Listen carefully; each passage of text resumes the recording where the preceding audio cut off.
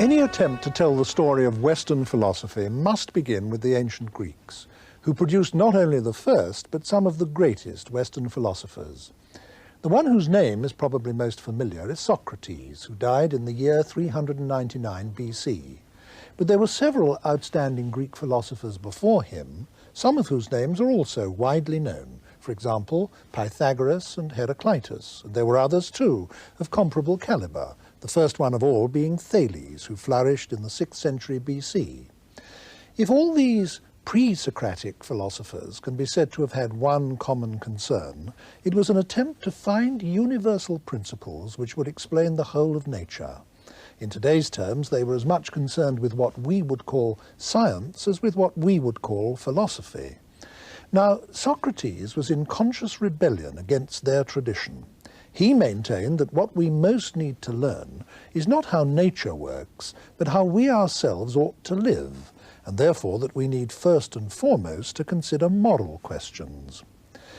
Socrates didn't write anything. He did all his teaching by word of mouth, and none of the writings of any of the pre-Socratic philosophers have come down to us directly. So all that we know of any of the philosophers whose names I've mentioned so far is what has come down to us second-hand, through the writings of others, though this does include some pretty long summaries and a good many direct quotations. The first philosopher who wrote works which we actually now possess complete was Plato. He was a pupil of Socrates, and in fact it's from Plato's writings that most of our knowledge of Socrates derives. In his own right, however, Plato was, beyond any question, one of the greatest philosophers of all time. Some think the greatest. So, if we have to choose an arbitrary starting point in what is, after all, a continuous story, then in many ways a good one is the year 399 BC, with the death of Socrates and then the subsequent writings of Plato. Plato was about 31 when Socrates died and lived to be 81. During that half-century, he founded his famous school in Athens, the Academy, which was the prototype of what we call a university, and he produced his writings, nearly all of which take the form of dialogues, with different arguments being put in the mouths of different characters, one of whom nearly always is Socrates. Most, though not all, of these dialogues are called by the name of one of the people Socrates is talking to in them. Thus, we have the Phaedo, the Laches, the Euthyphro, the Theaetetus, the Parmenides, the Timaeus, and so on. There are more than 24 of them, some of them 20, some 80, a couple of them 300 pages long.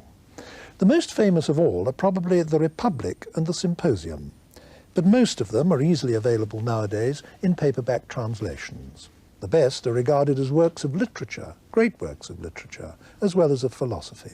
Plato was an artist as well as a thinker, and many people regard his prose as the finest Greek prose ever to have been written by anyone. With me now is one of the acknowledged experts on Plato in the English-speaking world, the Professor of Ancient Philosophy in the University of Cambridge, Myles Burnyeat. Professor Burnyeat, I know that you regard Plato's career as a creative philosopher as having been somehow launched by Socrates' death. How was that?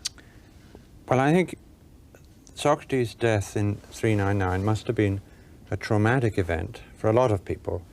Socrates had been this spellbinding presence around in Athens for many, many years, much loved, much hated. He'd been caricatured on the comic stage. Then suddenly this familiar figure's not there anymore, and he's not there because, I mean, must have been the most traumatic thing. He's been condemned to death on a charge of impiety and corrupting the young. Well, he'd had a lot of followers, and some of them, amongst them Plato, began writing Socratic dialogues, conversations, philosophical conversations in which Socrates takes the lead. It must have been like a chorus of voices saying to the Athenians, look, he's not gone after all, he's still here, still asking those awkward questions, still tripping you up with his arguments. And of course, they were also defending his reputation and showing he'd been unjustly condemned, he was the great educator of the young, not the great corrupter. But the death of Socrates wasn't just, so to speak, a launching pad for Plato, was it? the whole of Plato's outlook can, in one sense, be explained with reference to Socrates, can it not? I think it can. To keep alive the Socratic spirit for Plato meant to go on doing philosophy in the way Socrates had done. So what you get is a group of early dialogues in which he is basically showing Socrates discussing the sorts of questions he was interested in, very largely moral questions. But since to do philosophy in the Socratic way means to do it by thinking philosophically, the process bit by bit and inevitably leads Plato to develop his own ideas in a host of other areas, so that Socrates, there's a sort of evolution in the picture of Socrates. From the gadfly questioner of the early dialogues, he gradually turns into the man who's expounding political theories, metaphysical theories, and so on in the middle period dialogues, Meno, Symposium, Phaedo, and Republic. And I suppose also one can say that in the early dialogues, Plato is dealing with subjects that interested Socrates and dealing with them in Socrates' way, and is then carried, so to speak, by his own momentum as the years go by into dealing with subjects that interest him, Plato, and beginning to deal with them in a different way. I think that's right. Wherever he can plausibly present the ideas as the outgrowth of thinking about Socrates' ideas, they get put in the mouth of Socrates. And I think it's very important that the way he presents Socrates, the historical claim he makes about him is, this is a man who thought for himself and taught others to think for themselves. So if you want to be a follower of Socrates, that means thinking for yourself and, if necessary, departing from ideas and areas that Socrates had marked out. Now, those early dialogues where Socrates is dealing with moral questions all have a certain common pattern, don't they? I mean, what happens in nearly all of them is that Socrates is talking to some interlocutor who thinks he knows the meaning of some very familiar term like friendship or courage or piety or something of that kind. And by simply quizzing him, by interrogating him, by submitting him to what's become known as Socratic questioning, Socrates shows this person, and incidentally the onlookers as well, that they don't at all have a clear grasp of this concept that they thought they understood so well. Now, this process has itself been of enormous importance in philosophy ever since, hasn't it? Not only has it been, but these very works are still very widely used to teach philosophy and to introduce philosophy to people who want to know something about it. You start with a familiar and important concept. It's always a concept that's important in our life, and you get people to realize that there are problems in that concept. They try to think about it, they produce an answer, Socrates shows the inadequacy of the answer. You end up not with a firm answer, but with a much better grasp of the problem than you had before, and you, the reader, 20th century reader or an ancient reader, are left both drawn into the problem and wanting to get the answer and feeling that perhaps you can contribute. One can't help reflecting that even after more than 2,000 years, we're still puzzling about the meaning of terms like beauty or courage or friendship. We're still wondering precisely what these things consist of. Have we got any further after all this time? Yes and no must be the answer, mustn't it? I think Plato would be very firmly insistent that even if he did know the answer, if he told us, it wouldn't do us any good. I mean, it's the nature of these questions that they are ones that you have to think about for yourself, and an answer is worth nothing unless it's come through your own thinking. And that's why these dialogues are so successful as instruments for drawing you into philosophy. In those early dialogues that we're still, for the moment, confining ourselves to, one thing that Socrates keeps saying is that he has no positive doctrines of his own to teach, that all he's doing is asking people questions.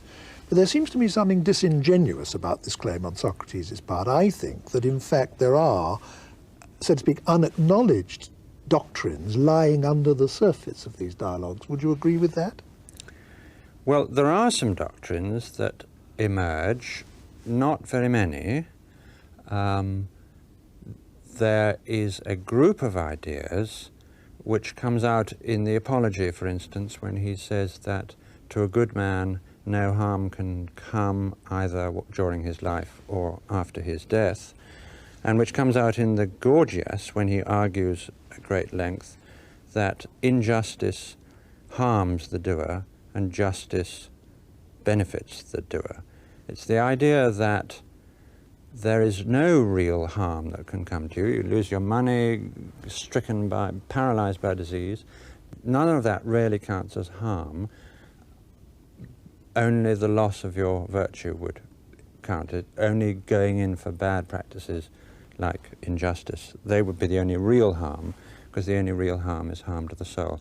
There's a group of ideas which Socrates is very emphatic about, where he sometimes even claims to have knowledge, and it's also a group of ideas where Plato never reneges on Socrates. He remains convinced of the truth of the proposition that injustice harms the doer and justice benefits him. And that's provided your soul remains untouched. Worldly misfortunes don't do you any harm of any really deep significance. That's right. Yes. There's another group of ideas where Socrates does not claim knowledge, and where Plato eventually is going to renege on Socrates, and that's the group of ideas summed up in the statement that virtue is knowledge. In these dialogues, when somebody's asked what's courage, what's friendship, what's justice, sooner or later as the discussion proceeds, the idea emerges that this virtue, courage or piety, should be regarded as a kind of knowledge. And that's just as strong and paradoxical a statement as the first group of ideas, because common sense, and I mean common sense then as now, ordinarily supposes that it's one thing to have the wisdom to know what the best thing to do in a given situation is, but another thing, which you also need, the courage to carry it out if it's difficult, or the temperance to resist an easier option instead. Wisdom's one virtue, one quality to admire in a person, courage is another, and a man may have one and not the other, or each of them to different degrees. But if courage just is this knowledge, then that kind of contrast can't arise. If I don't do the right thing, it can't be that I knew what I should do, but lacked the courage to carry it out. If I lacked the courage, I lacked the knowledge, and I didn't know what the right thing to do was. So any wrongdoing that I do is done in ignorance, because I didn't know it wasn't the best thing to do, and if done in ignorance, done involuntarily.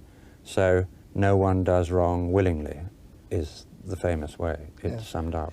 Doesn't the unvarying dialogue form that Plato writes in give rise to two rather important and also really unnecessary problems?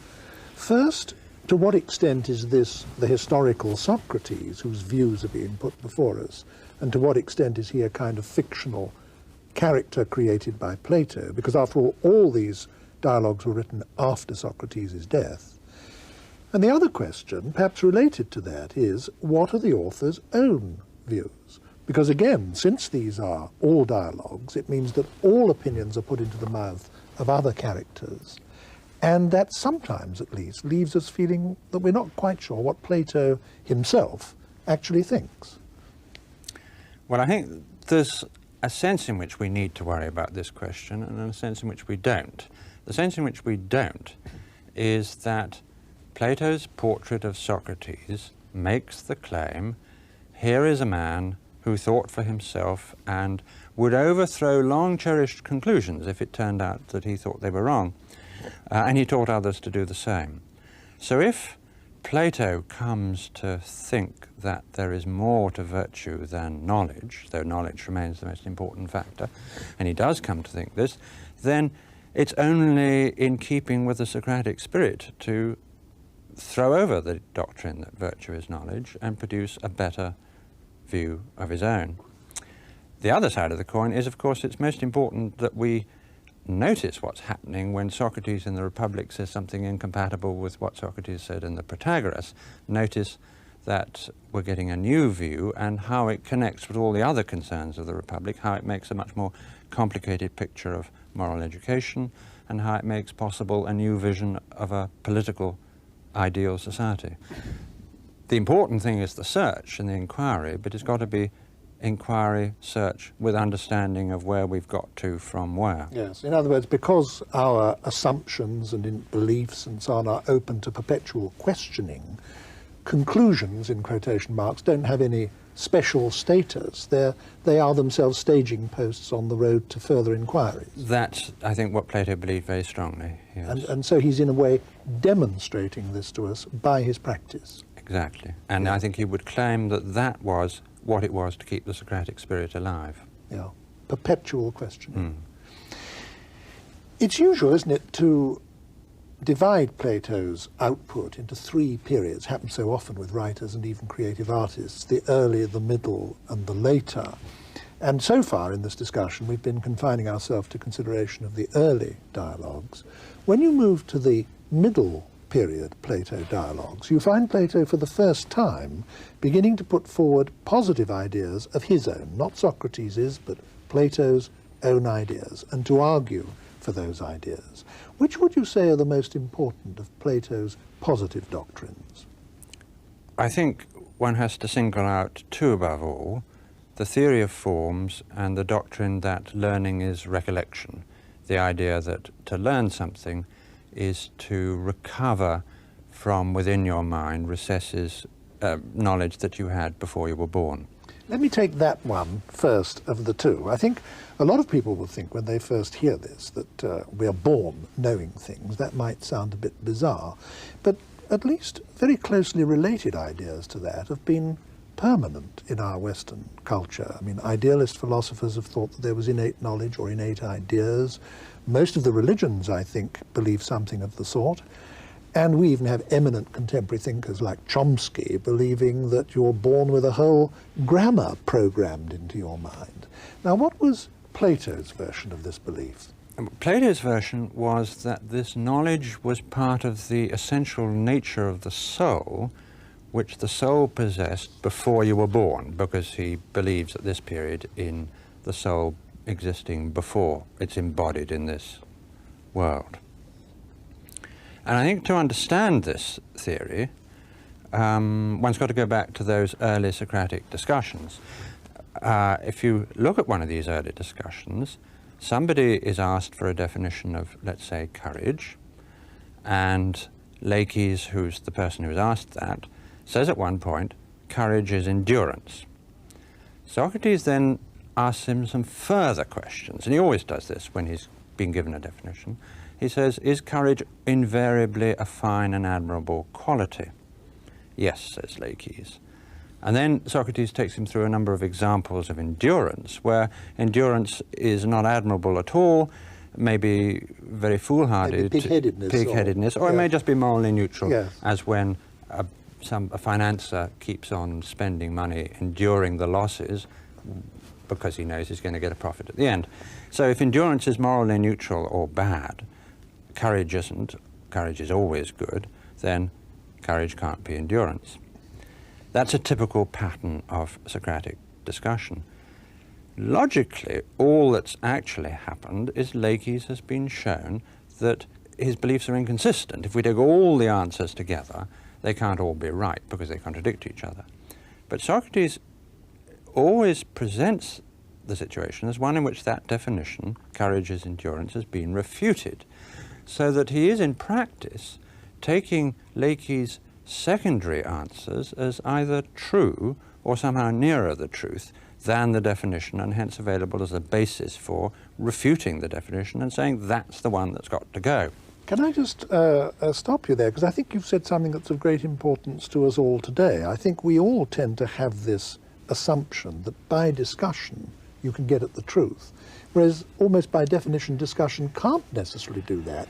All it can the most it can show you is that your conclusions are consonant with your premises. But of course, if there's something wrong with the premises, then there'll be something wrong with the conclusion.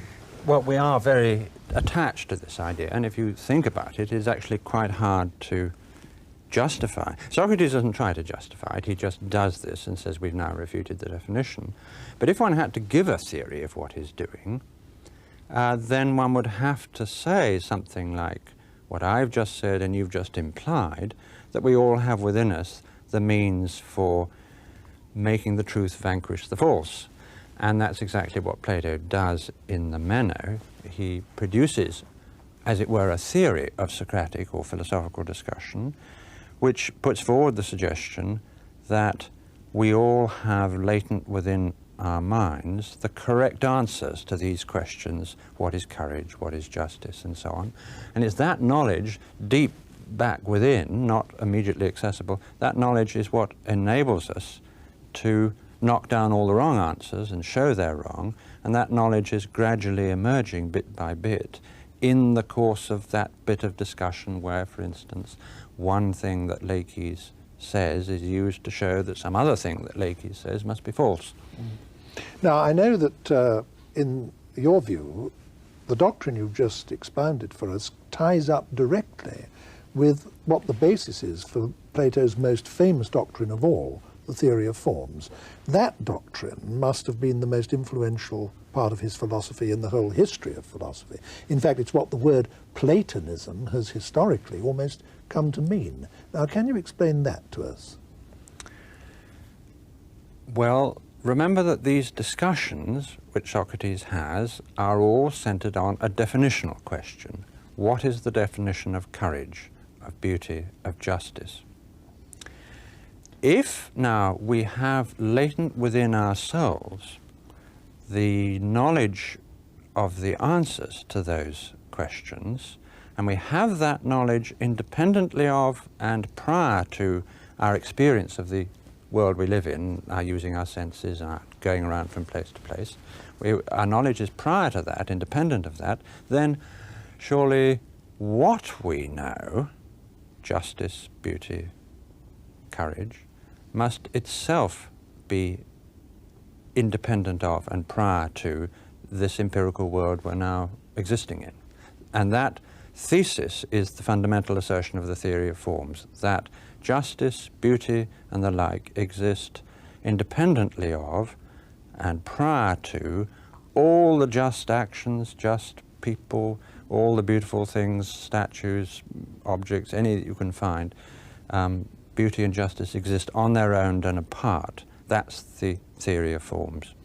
This theory that there is another world than this, an ideal world, which is not this world, but in which everything exists that actually gives value and meaning to this world, has had incalculable influence on the whole of our culture, hasn't it? Yes. It's had immense influence on Christianity, for example. I don't want to go into that now, because I think we ought to stick to the philosophy, but that's just one example of the enormous influence that it's had. Yes. Yes. But I think one should be careful of using phrases like the world of forms or another world. Plato uses them, but the contrast he has in mind is not, as one might have thought, a contrast between one set of particular things and then another one completely like it except more perfect, more abstract, somewhere else, some heaven somewhere. His contrast is between the particular and the general. Those questions, what is justice, what is beauty, are general questions. They're not questions about the here and now, and that's the contrast. There's a point in the Phaedo where Socrates is saying that to do philosophy is to rehearse for death. It is, in fact, to practice being dead. Why? Well, because being dead is having one's soul separate from the body. And not considering the things of this world. And yeah.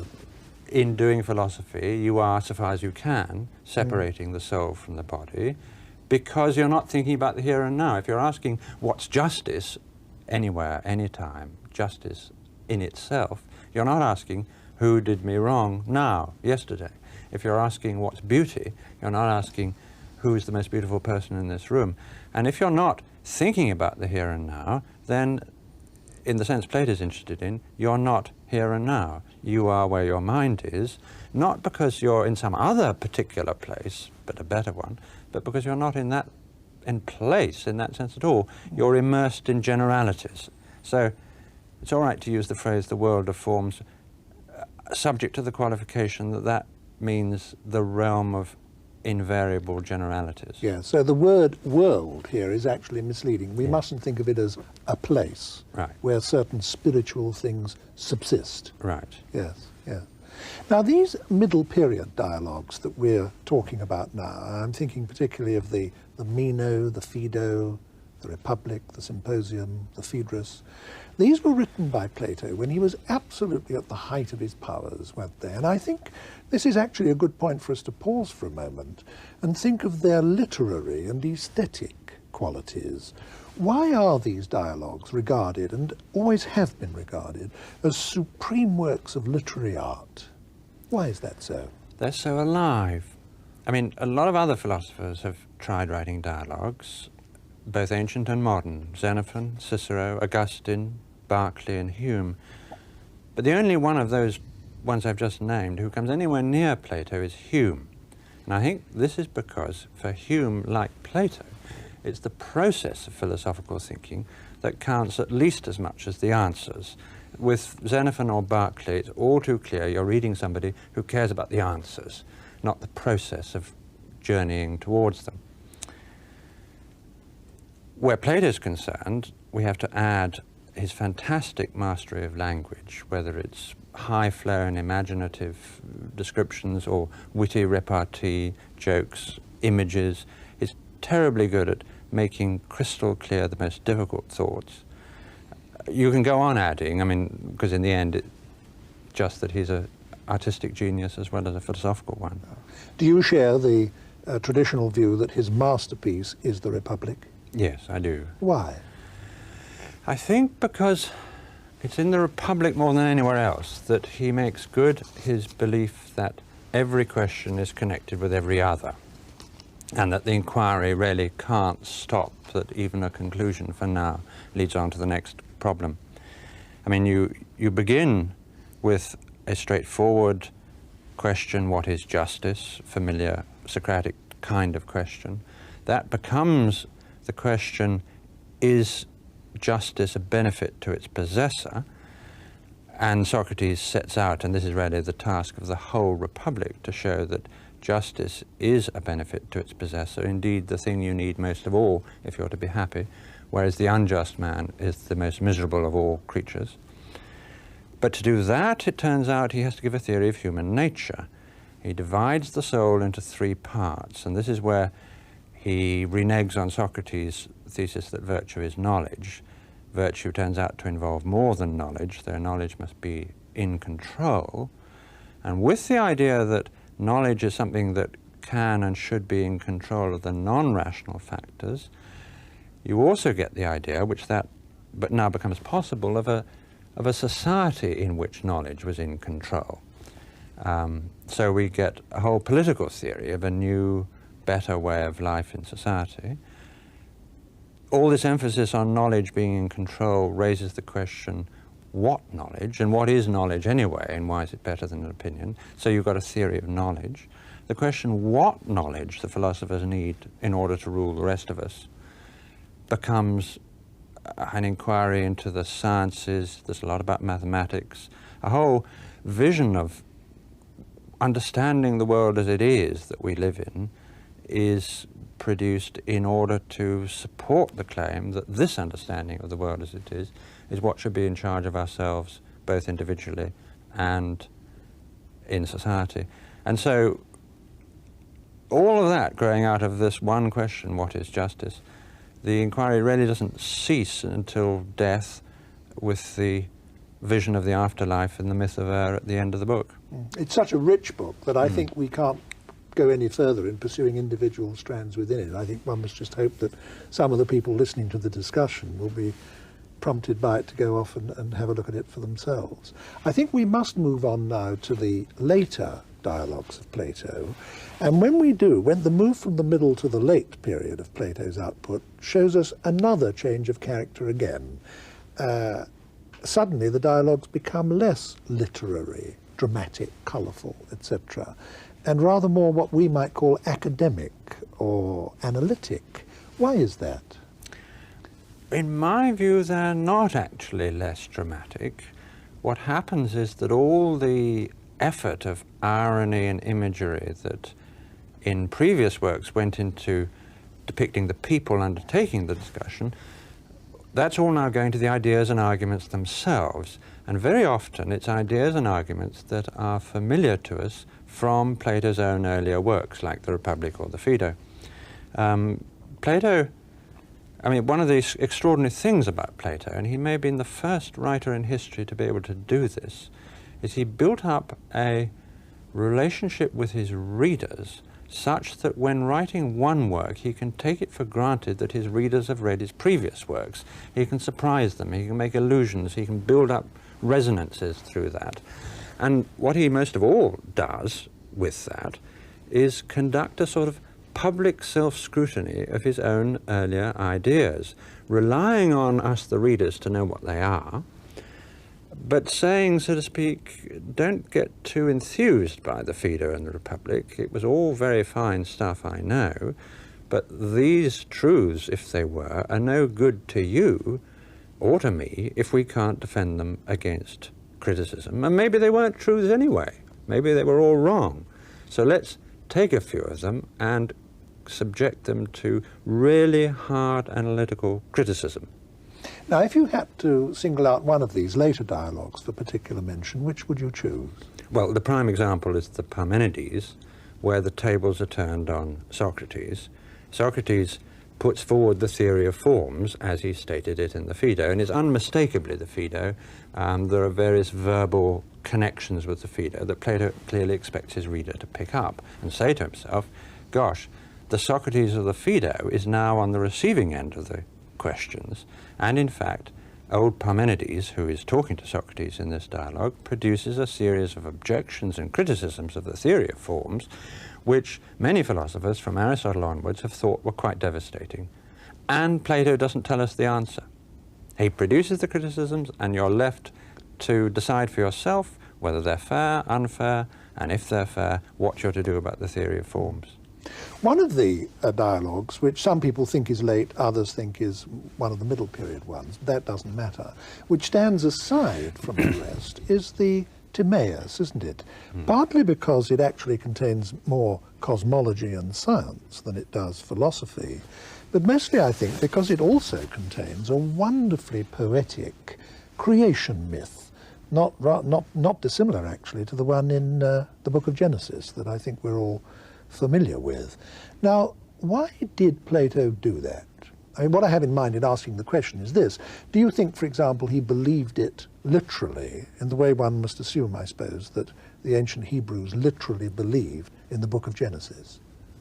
I myself think he did not believe it literally. The question was controversial in ancient times, but Plato's closest associates took the view that Plato presented a narrative of the divine craftsman imposing order on chaos, meaning this to be a vivid way of presenting an analysis of what he took to be the fundamental constituents of the whole universe. He wanted to see the entire universe as a product of order imposed on disorder, and particularly mathematical order, and that, of course, is something very different from Genesis. The divine craftsman is embodying, above all, mathematical intelligence in the world at large. So it's a poetic way of explaining the intelligibility of the world, which has been a mystery for people, actually, from the earliest times until now. Right, and of course, such a general proposition as the proposition that the whole universe is the product of imposing order on disorder isn't a proposition that you can prove either in general or in all its vast detailed ramifications, and Plato is very well aware of this, and that's another aspect, I think, for another reason why he puts it forward as a myth, but a myth which is the guiding inspiration of something that Plato was very serious about. That's a research program in which he enlisted at the academy all the leading mathematicians of his day.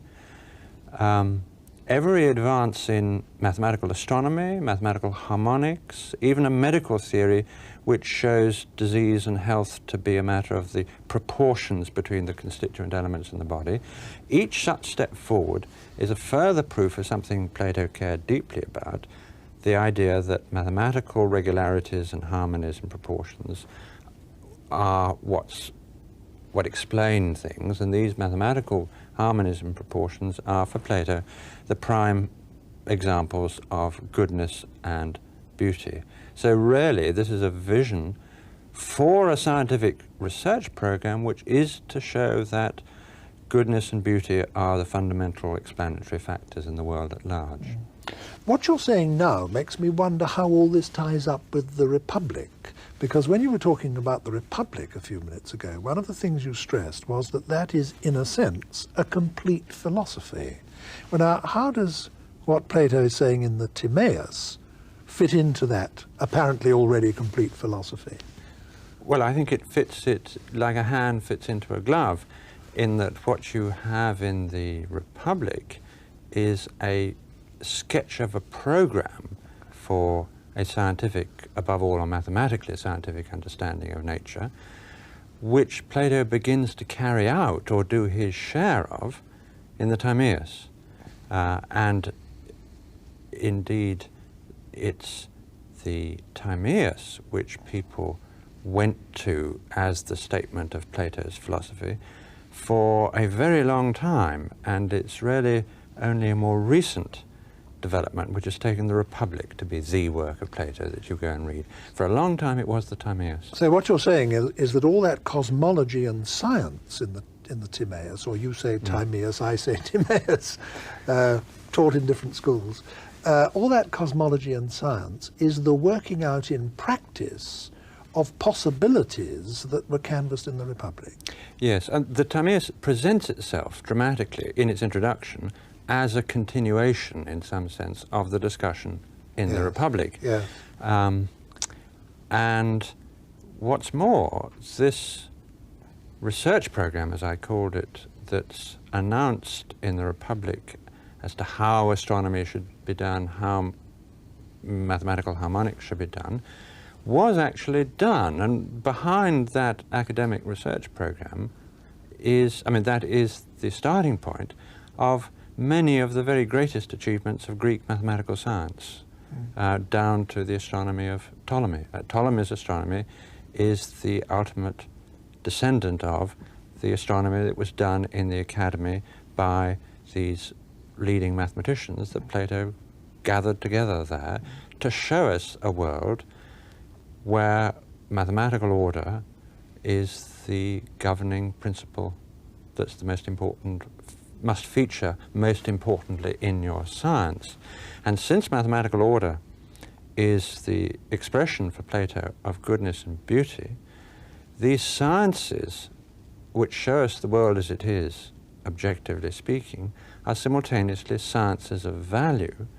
And that's how the metaphysical aspects of the Republic, this knowledge that the philosophers are to learn, can simultaneously be the foundation for a radical new kind of politics, because what the philosophers are learning before they come to rule the rest of us are sciences of value as well as fact. Another of the dialogues, another of the later dialogues that you yourself have a particular reputation for knowing about in the academic world is the Theaetetus. Why have you specialized in that?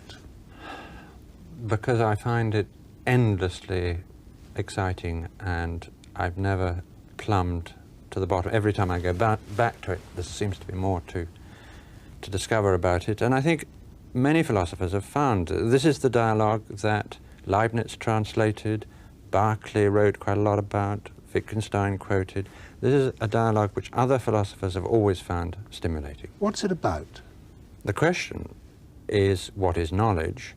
And it's a large-scale exercise of the kind of Socratic discussion that went on in the early dialogues, but on a much bigger, grander scale. Three answers are given. Knowledge is perception, knowledge is true judgment, knowledge is true judgment together with an account. Each of those answers is knocked down in true Socratic style. We're not told what Plato thinks knowledge is at the end, but we have learnt such an enormous amount about the problem and about the ramifications of the problem that we go away feeling the richer rather than the poorer. There's no consensus to this day on what the precise nature of knowledge is, but I guess that the nearest we have to a generally accepted view is actually close to what you just said, namely that it's perception, something that's based on direct experience, plus our capacity to provide justification for it. Ah, you've now produced an interesting solution to the problem we're left with at the end of the dialogue, namely all of those answers have been knocked down, taken separately. Socrates has refuted the thesis that knowledge is perception, refuted the thesis that knowledge is true judgment, refuted the thesis that that knowledge is true judgment with an account, and now you're suggesting that perhaps we could get a definition of knowledge by somehow putting all the elements of the three separate definitions together into one, and thereby making a theory of knowledge around a definition of knowledge. That would be a highly suitable response to this kind of dialogue, namely suggesting a definition of one's own in terms of what one's learnt from the dialogue. We must, I think, bring this discussion to a close now, but before we do, I would like to ask you something about the influence of all this, because Plato must be either the most influential or one of the 2 or 3 most influential philosophers there have ever been. Can you say a little, if only briefly, about what the main lines of this influence have been? I think it's important to remember there were 2 philosophies opposed to materialism in the ancient world. There was materialism in the form of the atomic doctrine held by Democritus and Epicurus, and there were the anti-materialist philosophers, Plato and Aristotle, both of whom are opposed to the suggestion that everything, life, order, mind, civilization, art, nature, can all be explained as the outcome of the movements of particles of matter, subject just to the laws of motion and their own nature. Now, Aristotelianism is opposed to that sort of materialism, but Aristotelianism carries the war so far into the enemy camp that it's actually very hard to reconcile the Aristotelian philosophy with the modern scientific enterprise, which has a lot about atoms and the movements of particles of matter and all that sort of stuff. And indeed, I think it was no accident that when the modern scientific enterprise got going, it got going by throwing away the Aristotelianism, which had so dominated the Middle Ages. But Platonism is much easier to reconcile with the modern scientific enterprise, and that's why I think, since the Renaissance really, Platonism has lived on after the death of Aristotelianism, because that's a philosophy which you can use or be influenced by if you're seeking to show how scientific and spiritual values can be reconciled, if you want to do justice to the complexities of things where materialism is giving just too simple and simplistic a story. And there's something very contemporary to us, isn't there, about the fact that Plato's cosmology and Plato's science is based on an essentially mathematical physics. Yes. Thank you very much, Professor Burnyeat. Thank you.